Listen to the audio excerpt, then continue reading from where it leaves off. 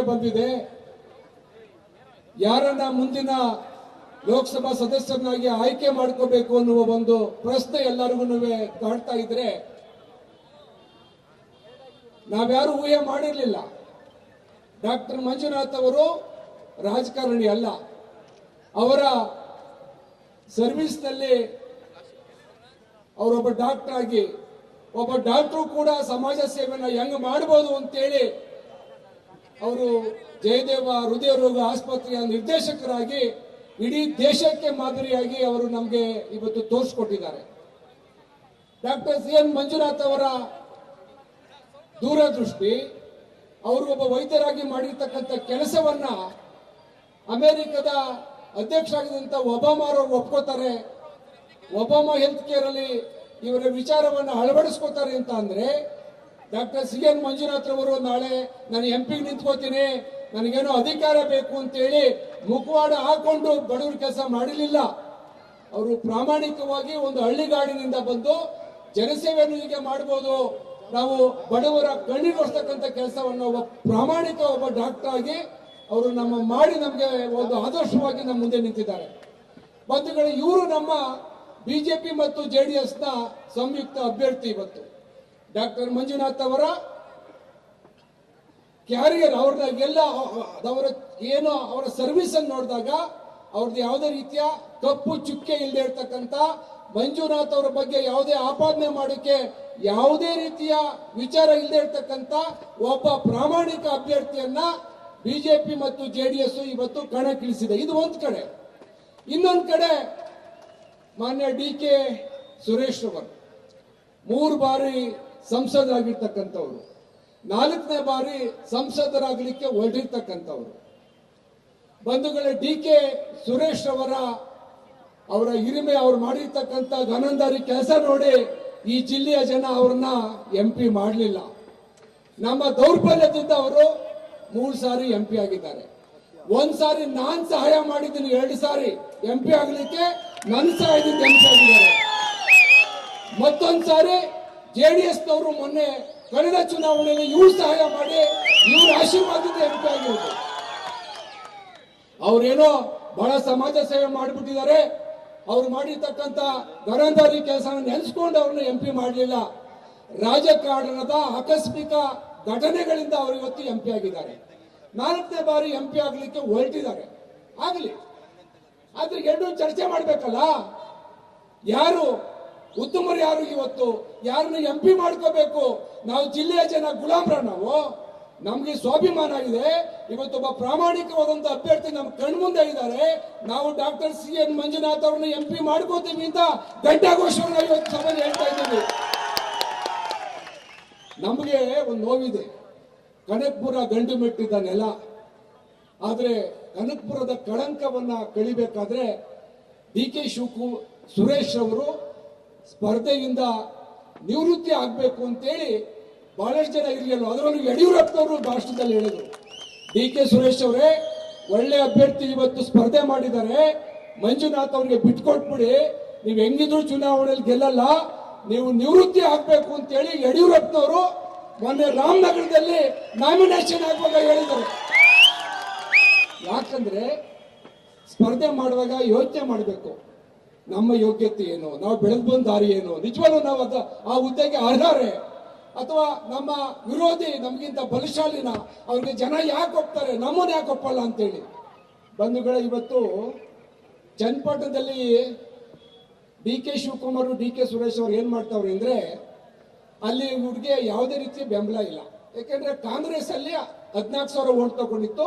ನಾವು ಕುಮಾರಸ್ವಾಮಿ ಅವರು ಫೈಟ್ ಮಾಡಿ ಈಕ್ವಲ್ ಶೇರ್ ತಗೊಂಡಿದ್ದು. ಸುಮಾರು 2 ಲಕ್ಷ ಓಟಲ್ಲಿ ಕಾಂಗ್ರೆಸ್ ಬಿದ್ದದ್ದು ಬರೀ 14,000 ಮಾತ್ರ.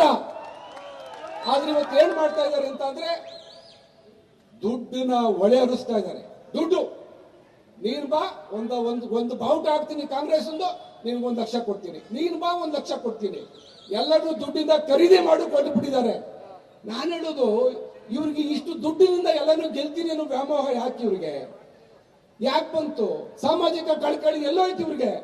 DK ಶಿವಕುಮಾರ್ ಮಾತಾಡಿದ್ರೆ ಒಂದು ಹೇಳ್ತಾರೆ ಯಾವಾಗ್ಲೂ, ಸಾಕ್ಷಿ ಗುಡ್ಡೆ ಅಂತ. ಅವ್ರ ಮಾತು ಭಾಷಣ ಕೇಳಿದ್ದೀನಿ ನಾನು ಬಹಳ ವರ್ಷಗಳಿಂದ. ನಾನು ಕೇಳ್ತೀನಿ, ಡಿ ಕೆ ಶಿವಕುಮಾರ್ ಅವರೇ, ನೀವು ಕಾವೇರಿ ವಿಚಾರವನ್ನ ಎತ್ಕೊಂಡು, ಕಾವೇರಿ ಅಂದ್ರೆ ನಮ್ಗೊಂದು ಭಾವನಾತ್ಮಕವಾದಂತ ವಿಚಾರ, ಕಾವೇರಿ ನೀರು ಕುಡಿದು ಬದುಕ್ತಕ್ಕಂಥವ್ರು ನಾವು. ನೀವು ಮೇಕೆದಾಟು ಪಾದಯಾತ್ರೆ ಮಾಡಿದ್ರಲ್ಲ, ನೀವೇನ್ ಹೇಳಿದ್ರಿ? ನನಗೆ ಪೆನ್ನು ಪೇಪರ್ ಕೊಡಿ, ನಾನು ನಿಮ್ಮ ಭವಿಷ್ಯವನ್ನೇ ಬದಲಾವಣೆ ಮಾಡ್ತೀನಿ ಅಂತ ಹೇಳಿದ್ರಿ. ಏನ್ ಭವಿಷ್ಯ ಬದಲಾವಣೆ ಮಾಡಿದ್ರಿ? ಗೆಲ್ದ್ರಿ, ಸುಳ್ಳು ಹೇಳಿದ್ರಿ, ಭರವಸೆ ಕೊಟ್ರಿ, ಸರ್ಕಾರ ಬಂತು. ದೇವೇಗೌಡರು ಹೇಳ್ದಂಗೆ JCB ತಗೊಂಡು ಬೆಂಗಳೂರು ಬಗಿತಾ ಇದ್ದೀರಾ? ನಾವೆಲ್ಲ ನೀರಿಲ್ಲ ನೀರಿಲ್ಲ ಅಂತ ಹೇಳಿ ಈ ಜಿಲ್ಲೆಯಲ್ಲಿ ಒಂದು ದಿವಸ ಅಂಡ ತಗೊಂಡಿರು, ಒಂದು ದಿವಸ ನೀವು ಒಂದೊಂದು ತಾಲೂಕು ಬಂದು ನಮ್ಮ ನೀರಿನ ಸಮಸ್ಯೆ ಏನು, ನಿಮ್ಮೂರು ಕೆರೆ ತುಂಬಿದಾವೆ, ನಿಮ್ಮೂರು ಕೆರೆಗೆ ನೀರು ತುಂಬಿಸ್ಬೇಕು, ನೀವು ನೀರಾವರಿ ಮಂತ್ರಿ ಸ್ವಾಮಿ. ಡಿ ಕೆ ಶಿವಕುಮಾರ್ ಅವರೇ, ನೀವು ನೀರಾವರಿ ಮಂತ್ರಿ, ಬರೀ ನೀರಾವರಿ ಮಂತ್ರಿಗೆ ಕೆರೆ ಕಟ್ಟಿ ತುಂಬಿಸ್ತಕ್ಕಂಥ ಒಂದೇ ಒಂದು ಮೀಟಿಂಗ್ ನೀವು ನಮ್ಮ ಜಿಲ್ಲೆಯಲ್ಲಿ ಯಾವತ್ತೂ ಮಾಡಲಿಲ್ಲ. ನಮ್ಮ ತಾಲೂಕಲ್ಲಿ ಇವತ್ತು ಅಂತರ್ಜಲ ಕುಸಿತೋಗಿದೆ, ನಮ್ಮ ಜಿಲ್ಲೆಯಲ್ಲಿ ಇವತ್ತು ಬರಡು ಭೂಮಿ ಆಗ್ತಾ ಇದೆ, ನಮ್ಮ ಜಿಲ್ಲೆ ರೈತರ ಸಂಕಷ್ಟ ಕೇಳಕ್ ಆಗ್ತಾ ಇಲ್ಲ, ನಮ್ಮ ಜಿಲ್ಲೆಯಲ್ಲಿ ಇವತ್ತು ವಿದ್ಯುತ್ ಸಮಸ್ಯೆ ರೈತರು ಕಾಡ್ತಾ ಇದೆ. ಆದ್ರೆ ನೀವೇನ್ ಮಾಡಿದ್ರಿ? ಗೆದ್ದ ಮೇಲೆ ಜಿಲ್ಲೆನೇ ಬಿಟ್ಬಿಟ್ಟು ಬೆಂಗಳೂರು ಸೇರ್ಕೊಂಡ್ರಿ. ಚುನಾವಣೆ ಬಂತು, ಇವತ್ತು ಅಣ್ಣ ತಮ್ಮದರಿಬ್ಬರು ಯಾರ್ಯಾರನ್ನು ಪರ್ಚೇಸ್ ಮಾಡ್ಬೋದು, ಯಾವ್ಯಾವ ತಾಲೂಕಲ್ಲಿ ಏನೇನು ವೀಕ್ನೆಸ್ ಇದೆ, ರಾಜಕೀಯವಾಗಿ ಹೆಂಗ್ ನಾವು ಲಾಭ ಪಡಿಬಹುದು ಅಂತ ಯೋಚನೆ ಮಾಡ್ತಿದ್ದಾರಲ್ಲ.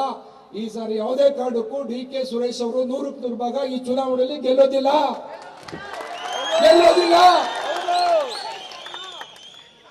ರಾಮನಗರದ 4 ಕ್ಷೇತ್ರಗಳಲ್ಲೂ ಕುಣಿಗಲ್ ಸೇರ್ಕೊಂಡು ಎಲ್ಲಾ ಕ್ಷೇತ್ರದಲ್ಲೂ ಇವತ್ತು ಬಿಜೆಪಿ ಜೆಡಿಎಸ್ನವರು ಓಟ್ ಕೇಳಕ್ ಮೊದಲೇ ಜನಸಾಮಾನ್ಯರು ಇವತ್ತು ಬೀದಿಗಿಳಿದು ಡಾಕ್ಟರ್ ಮಂಜುನಾಥ್ ಅವರಿಗೆ ಓಟ್ ಕೊಡಿ, ಇವರು ನಮ್ಮ ಹೃದಯವನ್ನ ಗೆದ್ದಿದ್ದಾರೆ, ಬಡವರ ಜನಸಾಮಾನ್ಯರಿಗೆ ಸೇವೆ ಮಾಡಿದ್ದಾರೆ ಅಂತ ಹೇಳಿ ಜನ ಇವತ್ತು ಬೀದಿಗೆ ಬಂದು ಡಾಕ್ಟರ್ ಮಂಜುನಾಥ್ ಅವ್ರ ಪರ ಓಟ್ ಕೇಳ್ತಾ ಇದ್ದಾರೆ. ನನಗೆ ಆಶ್ಚರ್ಯ, ನಾನು ಅನ್ಕೊಂಡಿದ್ದೆ ಕನಕಪುರದಲ್ಲಿ ಎದುರ್ಕೊಂಡು ಅವರಿಗೆ ದಬ್ಬಾಳಿಕೆ ದೌರ್ಜನ್ಯಕ್ಕೆ ಎದುರ್ಕೊಂಡು ಜನ ಆಚೆ ಬರಲ್ವೇನೋ ಅಂತ ಹೇಳಿ. ನಿಜವಾದ ಇವತ್ತು ಮೆಚ್ತಾರೆ, ನೀವೆಲ್ಲ ಆಚೆ ಬಂದಿದ್ದೀರಿ, ನಿಮ್ ಧೈರ್ಯನ ನಾನು ಮೆಚ್ತಾರೆ. ಎಷ್ಟು ದಿನ ಆಗಿದ್ದ ದಬ್ಬಾಳಿಕೆ, ಎಷ್ಟು ದಿನ ಆಗಿದ್ದ ದೌರ್ಜನ್ಯ? ಶಿವಕುಮಾರ್ನ ಸುರೇಶ್ ಅವ್ರನ್ನ ನಾನು ಬಹಳ ಬಲ್ಲೆ, 30 ವರ್ಷದಿಂದ ಬಹಳ ನೋಡಿದ್ದೀನಿ ಅವ್ರನ್ನ. ಏನು ಬೆಳೀತಾ ಇದ್ದಾಗ ಚಿಕ್ಕ ಜೊತೆಲೆ ಬೆಳ್ಕೊಂಡು ಬಂದೋ ನಾವು. ಆದ್ರೆ ಇವ್ರಿಗೆ ಇಷ್ಟು ದಾಹ, ಅಧಿಕಾರದ ದಾಹ, ದರ್ಪ ಯಾಕೆ ಬೇಕಿದೆಲ್ಲ? ನಾನು ಅವ್ರಿಗೊಂದು ಮಾತು ಹೇಳ್ತೀನಿ, ಡಿ ಕೆ ಸುರೇಶ್ ಅವರು ಈ ಚುನಾವಣೆಯಲ್ಲಿ ಸೋತ್ರೆ ಕನಕಪುರಕ್ಕೆ ಅಂಟಿರುವ ಕಳಂಕ ಕಳೀತದೆ, ನಿಮ್ಮನ್ನೆಲ್ಲ ಜನ ಗೌರವಿಸ್ತಾರೆ. ಬಂಧುಗಳೇ, 108 ವಿಚಾರ ಮಾತಾಡ್ಬೋದು. ಇವತ್ತು ಒಂದ್ ಕಡೆ ಸರ್ಕಾರದ ವೈಫಲ್ಯ, ಒಂದ್ ಕಡೆ ನಮ್ ದೊಡ್ಡ ಗೌಡ್ರು ಕೊಟ್ಟಿರ್ತಕ್ಕಂಥ ಸಂದೇಶ. ಗೌಡ್ರು ಏನ್ ಸಂದೇಶ ಕೊಟ್ರು ಅಂದ್ರೆ, ಈ ದೇಶಕ್ಕೆ ನರೇಂದ್ರ ಮೋದಿ ಅವರ ನಾಯಕತ್ವವನ್ನ ಗೌಡ್ರು ಕೊನೆಗೆ ಒಪ್ಕೊಂಡ್ರು. ಅವರು ನರೇಂದ್ರ ಮೋದಿರವರು ಮಾಡಿರ್ತಕ್ಕಂಥ ಕೆಲಸವನ್ನ ಅವರೇ ಒಪ್ಕೊಂಡ್ಮೇಲೆ ನಮ್ದೇನಿದೆ? ಮನೆಗೆ ದೊಡ್ಡವರು ನಮ್ಮ ಯಜಮಾನರು ಅಂತ ಗೌಡ್ರು ಒಪ್ಕೊಂಡ್ಮೇಲೆ ನಾವು ನೀವು ಒಂದೇ ಕೆಲಸ ಮಾಡ್ಬೇಕಲ್ವಾ? ಹಾಗಾಗಿ ನಾವು ಪರಸ್ಪರ ರಾಜಕೀಯವಾಗಿ ಹೋರಾಟ ಮಾಡಿಕೊಂಡು ಬಂದದ್ದು ಜನಗಳ ಬದುಕಿಗಾಗಿ, ಜನಗಳ ಸೇವೆ ಮಾಡ್ತೀವಿ ಅಂತ, ಜನಗಳಿಗೆ ಕಷ್ಟ ಸುಖದಲ್ಲಿ ಆಗ್ತೀವಿ ಅಂತ. ಆದ್ರೆ ಇವತ್ತು ಡಿ ಕೆ ಶಿವಕುಮಾರ್ ಅವರು, ಡಿ ಕೆ ಸುರೇಶ್ ಅವರು ಇವತ್ತು ಅದೆಲ್ಲ ಬದುಕಿಟ್ಟು, ನಾನು ನಿನ್ನೆ ಮೊನ್ನೆ ನೋಡ್ತಾ ಇದ್ದೆ ಟಿವಿಲಿ, ಅವರು ಏಕವಚನದಲ್ಲಿ ಮಾತಾಡೋದು ಶುರು ಮಾಡ್ಬಿಟ್ಟಿದ್ದಾರೆ. ಶಿವಕುಮಾರ್ ಮೊದಲೆಲ್ಲ ಕುಮಾರಣ್ಣ ಅಂತ ಗೌರವ ಕೊಡ್ತಾ ಇದ್ರು, ದೇವೇಗೌಡ್ರೆ ಅಂತ ಗೌರವ ಕೊಡ್ತಾ ಇದ್ರು. ಮನುಷ್ಯನಿಗೆ ಇಷ್ಟೊಂದು ಮದನ, ಹಿರಿಯವ್ರಿಗೆ ವಿಧಾನಸೌಧದಲ್ಲಿ ಇಬ್ರು ಕೈ ಹಿಡ್ಕೊಂಡು ಕುಮಾರಸ್ವಾಮಿ ಅವ್ರ ಕೈ ಎತ್ತಿ ನಮ್ಮ ಅಣ್ಣ ಅಂತ ಹೇಳ್ದಂತ ಶಿವಕುಮಾರ್ ಇವಾಗ ಕೇವಲ ಮಾತಾಡ್ತಾರೆ. ಇವ್ರಿಗೊಂದು ಪಾಠ ಕಳಿಸ್ಬೇಕು ಬೇಡ ಅಂತಿಲ್ಲ ನೀವು. ಇವತ್ತು ಇದಕ್ಕೆಲ್ಲ ಈ ಜಿಲ್ಲೆಯ ಜನ ತೀರ್ಮಾನ ಮಾಡಿದ್ದಾರೆ. 26ನೇ ತಾರೀಕು ಅದಕ್ಕೆ ಉತ್ತರ ಕೊಡ್ತಾರೆ ಅನ್ನೋ ಒಂದು ಆತ್ಮವಿಶ್ವಾಸ ನನಗಿದೆ. ಬಂಧುಗಳೇ, ಒಟ್ಟು 8 ಕ್ಷೇತ್ರ, ಬೆಂಗಳೂರು ಗ್ರಾಮಾಂತರದಲ್ಲಿ 8 ಕ್ಷೇತ್ರ, ಬೆಂಗಳೂರು ನಗರದ 3 ಕ್ಷೇತ್ರಗಳು. ಕಳೆದ 4-5 ಚುನಾವಣೆಯಿಂದಲೂ ಬಿಜೆಪಿ ಪರವಾಗಿರ್ತಕ್ಕಂಥ ಕ್ಷೇತ್ರಗಳು. ಬೆಂಗಳೂರು RR ನಗರ, ಬೆಂಗಳೂರು ಸೌತ್, ಆನೇಕಲ್ಲು ಯಾವತ್ತೂ ಬಿಜೆಪಿ ಪರ. ಈಗ ಡಾಕ್ಟರ್ ಅಭ್ಯರ್ಥಿ ಆದ್ಮೇಲೆ ಇಡೀ ಕ್ಷೇತ್ರ ಬಿಜೆಪಿ ಮಯ. ಅದು ಈ 5 ಕ್ಷೇತ್ರಗಳ ಸೆಣಸಾಟ ಏನಿತ್ತಲ್ಲ, 5 ಕ್ಷೇತ್ರಗಳಲ್ಲೂ ಕೂಡ ಇವತ್ತು ಡಾಕ್ಟರ್ CN ಮಂಜುನಾಥ್ ಅವರು ಮುಂದೆ ಇದ್ದಾರೆ. ಎಲ್ಲಾ ಕ್ಷೇತ್ರಗಳಲ್ಲೂ ಕೂಡ ಇವರಿಗೆ ವಿರುದ್ಧವಾದಂತ ವಾತಾವರಣ ಇದೆ. ಡಿ ಕೆ ಸುರೇಶ್ ಅವ್ರಿಗೆ ಅವ್ರಿಗಿಷ್ಟೇ, ಎಲ್ಲ ಬಾಯಿಂದ ಮಾತಾಡಿದ್ರೆ ಅವರು ಕಣ್ಣಿಂದ ಮಾತಾಡ್ತಾರೆ. ಎಲ್ಲಿಂದ? ಕಣ್ಣಿಂದ. ಅವರು ಕಣ್ಣು ಉಪ್ಪಿಂದ, ಕಣ್ಣು ಉಪ್ಪಲ್ಲಿ ಮಾತಾಡ್ಸೋದು. ಅಧಿಕಾರಿಗಳ ವರ್ಗ ಇಡೀ ಜಿಲ್ಲೆನಲ್ಲಿ ಎಷ್ಟು ನೊಂದೋಗಿದೆ ಅಂದ್ರೆ ಅವರು ಮಾತಾಡ್ತಕ್ಕಂಥ ರೀತಿ, ಅವ್ರು ನಡ್ಕೊಳ್ತಕ್ಕಂಥ ರೀತಿಗೆ ಇಡೀ ಜಿಲ್ಲೆಯ ಅಧಿಕಾರಿಗಳು ಇವತ್ತು ಇವ್ರ ವಿರುದ್ಧ ಇದ್ದಾರೆ.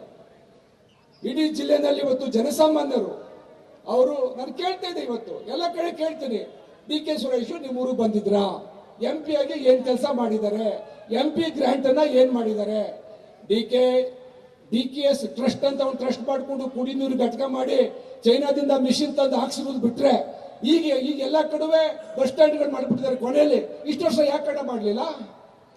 ಇಷ್ಟು ವರ್ಷ ನಿಮ್ ಸೇವೆ ಏನು ಈ ನಾಡಿಗೆ? ಬಂಧುಗಳಿಗಿಂತ 108 ಪ್ರಶ್ನೆಗಳು ಇವತ್ತು ಜಿಲ್ಲೆ ಜನ ಹಾಕೊಂಡಿದ್ದಾರೆ. ಆದ್ರೆ ಒಂದು ವಿಚಾರ ಹೇಳ್ತೀನಿ, ಒಂದ್ಸತಿ JDS ಸಹಾಯ ಮಾಡಿ MP ಆಗಿದ್ದೀರಿ, ಒಂದ್ಸತಿ BJP ಸಹಾಯ ಮಾಡಿ MP ಆಗಿದ್ದೀರಿ. BJP ಅಂದ್ರೆ ನಾನು ವೈಯಕ್ತಿಕವಾಗಿ ನಮ್ಮ ಜಿಲ್ಲೆಯಲ್ಲಿ ಮಾಡಿ, ಆದ್ರೆ ಈ ಸಾರಿ JDS BJP ನಿಮ್ಮ ದೌರ್ಜನ್ಯದ ವಿರುದ್ಧ ಒಂದಾಗಿದ್ದಾವೆ. ನೀವು 100ಕ್ಕೆ 100 ಭಾಗ ಈ ಚುನಾವಣೆಯಲ್ಲಿ ಸೋಲ್ತೀರಿ ಅನ್ನೋ ಮಾತನ್ನ ಈ ವೇದಿಕೆ ಮುಖಾಂತರ ಹೇಳ್ತಾ, ಇವತ್ತು ಡಾಕ್ಟರ್ ಮಂಜುನಾಥ್ ಅವರಂತ ಸಂಭಾವಿತ ವ್ಯಕ್ತಿ, ಡಾಕ್ಟರ್ ಮಂಜುನಾಥ್ ಅವರು ಗೆದ್ರೆ ಬರೀ MP ಆಗಲ್ಲ, ನರೇಂದ್ರ ಮೋದಿ ಅವರ ಸಂಪುಟದಲ್ಲಿ ಅವರೊಬ್ಬರು ಸಚಿವರಾಗಿ ಕೆಲಸ ಮಾಡ್ತಾರೆ. ಅದು ಆರೋಗ್ಯದ ವಿಚಾರದಲ್ಲಿ ಅವರಿಗೆ ಹೆಚ್ಚಿಗೆ ಆಸಕ್ತಿ ಇದೆ. ಅದನ್ನ ಅಮಿತ್ ಶಾ ಅವರು ಚನ್ನಪಟ್ಟಣ ರೋಡ್ ಶೋ ಬಂದಾಗ ಹೇಳಿದ್ರು, ಅವ್ರಿಗೆ ತುಂಬಾ ಭವಿಷ್ಯ ಇದೆ ರಾಜಕಾರಣದಲ್ಲಿ, ತುಂಬಾ ಒಳ್ಳೆಯವರು, ಇವರು ನಾವು ಮುಂದಿನ ದಿನಗಳಲ್ಲಿ ಉತ್ತಮವಾದ ಅವಕಾಶ ಕೊಡ್ತೀವಿ ಅಂತೇಳಿ. ಹಾಗಾಗಿ ನೀವು ಆಗ್ತಕ್ಕಂಥ ಓಟು ಬರೀ MPಗಲ್ಲ, ಕೇಂದ್ರದ ಒಬ್ಬ ಸಚಿವರಾಗ್ಲಿಕ್ಕೆ ಅವಕಾಶ ಇರ್ತಕ್ಕಂಥ ಡಾಕ್ಟರ್ CN ಮಂಜುನಾಥ್ ಅವರಿಗೆ ನೀವು ಓಟ್ ಹಾಕ್ತಾ ಇದ್ದೀರಿ. ಅವರನ್ನ ಗೆಲ್ಲಿಸ್ಕೊಡ್ಬೇಕು. ಕನಕಪುರದ ಜನ ಧೈರ್ಯವಾಗಿ ಚುನಾವಣೆ ಮಾಡಿ. ಏನಾಗ್ಬಿಡ್ತದ್ರಿ ಅಮ್ಮಮ್ಮ ಅಂದ್ರೆ, ನಮ್ಮನ್ನೇನು ಅಣ್ಣ ತಮ್ಮ ಸೇರ್ಕೊಂಡು ನಮ್ಮನ್ನು ಹೊಡೆದಾಕ್ಬಿಡ್ತಾರೆ ಅಂದ್ರೆ, ಜೀವನದಲ್ಲಿ ಜನಗಳಿಗೋಸ್ಕರ ಏನ್ ಮಾಡಕ್ಕೂ ಸಿದ್ಧವಾಗಿರ್ಬೇಕು. ಈ ಚುನಾವಣೆ ಧರ್ಮ ಯುದ್ಧ, ಈ ಚುನಾವಣೆ ಧರ್ಮ ಮತ್ತು ಅಧರ್ಮಗಳ ನಡುವೆ ಇರ್ತಕ್ಕಂಥ ಯುದ್ಧ. ನೀವು ಬೀದಿಗೆ ಬರಬೇಕು, ಈ ಚುನಾವಣೆಯಲ್ಲಿ ಹೋರಾಟ ಮಾಡಬೇಕು, ಡಾಕ್ಟರ್ CN ಮಂಜುನಾಥ್ ಅವರ ಗೆಲ್ಲಿಸಬೇಕು ಅಂತ ಹೇಳ್ತಾ, ಈ ಒಂದು ಸಭೆಯಲ್ಲಿ ಇಷ್ಟೊತ್ತಾದ್ರೂ ಊರಿಗೆ ಹೋಗ್ಲಿಕ್ಕೆ ವ್ಯವಸ್ಥೆ ಇದೆಯೋ ಇಲ್ವೋ, ಹೆಂಗ್ ಬಂದ್ರೋ ಎಲ್ಲಿ ಇರ್ತಿರೋ, ಆದ್ರೆ ಅಭಿಮಾನ ಪ್ರೀತಿಯಿಂದ ದೇವೇಗೌಡರು ನೋಡ್ಲಿಕ್ಕೆ ಅವ್ರ ಮಾತು ಕೇಳಕ್ ಬಂದಿದ್ದೀರಿ. ಹಾಗಾಗಿ ನಿಮ್ಗೆಲ್ಲರಿಗೂ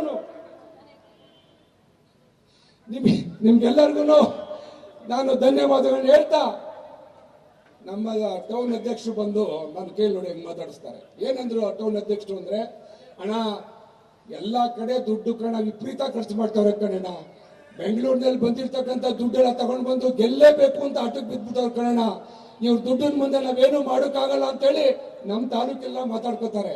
ನಮ್ಮ ತಾಲೂಕಲ್ಲಿ ಜಿಲ್ಲಾ ಪಂಚಾಯತಿಗೆ ಒಬ್ಬೊಬ್ಬ MLAಗಳು ಹಾಕ್ಬಿಟ್ಟಿದ್ದಾರೆ, ಎಷ್ಟು ಬೇಕಾದ್ರೂ ದುಡ್ಡು ಕೊಡ್ತಾ ಇದ್ದಾರೆ. ಅದಕ್ಕೆ ನಾವೊಂದು ಪ್ಲಾನ್ ಮಾಡ್ದು, ಆಯ್ತಣ್ಣ ಇದು ಧರ್ಮ ಅಧರ್ಮದ ಯುದ್ಧನೇ ಆಗ್ಲಿ, ಭಗವಂತ ಏನ್ ಮಾಡ್ತಾನೆ ಆಗ್ಲಿ, ಅದಕ್ಕೊಂದು ನಮ್ಮ ಜನ ಎಲ್ಲ ಮಾತಾಡ್ತಾ ಸ್ಲೋಗನ್ ಹೇಳ್ತಾರೆ, DKC ನೋಟು ಡಾಕ್ಟರ್ಗೆ ಅಷ್ಟೇ ದುಡ್ಡಿದ್ದು, DKC ನೋಟು ಅಣ್ಣ, ಇದು ಧರ್ಮ ದುಡ್ಡಲ್ಲ. ಪ್ರಾಮಾಣಿಕವಾಗಿ ಚುನಾವಣಾ ಇವತ್ತು ವ್ಯವಸ್ಥೆಯಲ್ಲಿ 90 ಲಕ್ಷನ 1 ಕೋಟಿನ ಏನೋ ಖರ್ಚು ಮಾಡಬೇಕು ಅಂತ ನಿಗದಿ ಮಾಡಿದೆ ಚುನಾವಣಾ ಆಯೋಗ. ಇವರು 1000 ಕೋಟಿ ಖರ್ಚು ಮಾಡ್ತಾ ಇರಲ್ಲ, ಅಧಿಕಾರದ ದಾಹ ಎಷ್ಟಣ್ಣ ಇದೆ ಇವ್ರಿಗೆ. ಹಂಗಾಗಿ ನಮ್ಮ ಜನ ಇವತ್ತು ಯಾರ ದುಡ್ಡು ಕೊಡ್ಲಿ, ಅವ್ರು ಎಷ್ಟಾರ ಕೊಡ್ಲಿ, ಅದೇನೋ ನಮ್ಮ ತಾಲೂಕಲ್ಲಿ ಎಷ್ಟೆಷ್ಟು ಜಾಸ್ತಿ ಕೊಡ್ತಾರಂತ, ಎಷ್ಟು ವಾರ ಕೊಡ್ಲಿ, ಇವತ್ತು ಸ್ಲೋಗನ್ ಶುರು ಮಾಡ್ಬಿಟ್ಟಿದ್ದೀವಿ. ಶಿವಕುಮಾರ್ ತಾವ್ ದುಡ್ಡಿದೆ, ಶಿವಕುಮಾರ್ ತಾವ್ ಗರ್ವ ಇದೆ, ಶಿವಕುಮಾರ್ ಹತ್ರ ಅಹಂಕಾರ ಇದೆ, ಅಧಿಕಾರದ ಮದ ಇದೆ, ನಮ್ಮ ಹತ್ರ ಜನ ಇದ್ದಾರೆ, ನಮ್ಮ ಹತ್ರ ಪ್ರೀತಿ ಇದೆ, ಹೃದಯವಂತ ಡಾಕ್ಟರ್ ಇದ್ದಾರೆ. ನಮ್ಮ ಓಟು ಡಾಕ್ಟರ್ಗೆ, ನಮ್ಮ ಓಟು ಡಾಕ್ಟರ್ಗೆ. ನಮಸ್ಕಾರ ಬಂಧುಗಳೇ, ನಮಸ್ಕಾರ. ಡಾಕ್ಟರು ಬೂತ್ ಒಳಗಡೆ ಹೋದ್ರೆ ಮಂಜುನಾಥ್ ಅಂತ ಬೇಕಾದಷ್ಟು ಜನ ಹಾಕ್ಬಿಟ್ಟಿದ್ರು, ಎಲ್ಲ ತೆಗಿಸ್ತೋ, ಒಬ್ರು ಮಾತ್ರ ತಪ್ಪಿಸ್ಕೊಂಡ್ರು ಇರ್ಲಿ. ಆದ್ರೆ ಒಳಗಡೆ ಹೋದ್ರೆ ಮೊದಲನೇ ಕ್ರಮ ಸಂಖ್ಯೆ ಡಾಕ್ಟ್ರು, ಮೊದಲನೇ ಕ್ರಮ ಸಂಖ್ಯೆ 1, ಕ್ರಮ ಸಂಖ್ಯೆ 1 ಕಮಲದ ಗುರುತು ಡಾಕ್ಟರ್ CN ಮಂಜುನಾಥ್. ಇವ್ರಿಗೆ ಎಲ್ಲಿ ಹುಡ್ಕೊಂಡು ಸುಂದರಪ್ಪ ಅವರು ತೆನೆ ಉತ್ತಮ ಮಹಿಳೆ ಇರಲ್ಲ. ಯಾಕಂದ್ರೆ ಇಡೀ ರಾಜ್ಯದಲ್ಲಿ 28 ಕ್ಷೇತ್ರಗಳಲ್ಲಿ ಒಟ್ಟಾಗಿ ಸ್ಪರ್ಧೆ ಮಾಡ್ತಾ ಇರ್ತಕ್ಕಂಥದ್ದು. ಕೆಲವು ಕ್ಷೇತ್ರ ತೆನೆ ಉತ್ತಮ ಮಹಿಳೆ, ಕೆಲವು ಕ್ಷೇತ್ರ BJP ಸಿಬ್ಬಲ್ಲಿ ಚುನಾವಣೆ ಆಗ್ತದೆ. ನಮ್ಮ ಕ್ಷೇತ್ರದಲ್ಲಿ ತೆನೆ ಉತ್ತಮ ಮಹಿಳೆ ಆ ಒಂದು ಬಾಕ್ಸ್ ಅಲ್ಲಿ ಇರುವುದಿಲ್ಲ. ಆ ಬಾಕ್ಸ್ ಅಲ್ಲಿ ಹುಡುಕಕ್ಕೆ ಹೋಗ್ಬೇಡಿ. ಮೊದಲನೇ ಕ್ರಮ ಸಂಖ್ಯೆ ಡಾಕ್ಟರ್ CN ಮಂಜುನಾಥ್ ಇರ್ತಾರೆ. ದಯವಿಟ್ಟು ಕಮಲದ ಗುರುತಿಗೆ ತಾವು ಮತ ಹಾಕ್ಬೇಕು.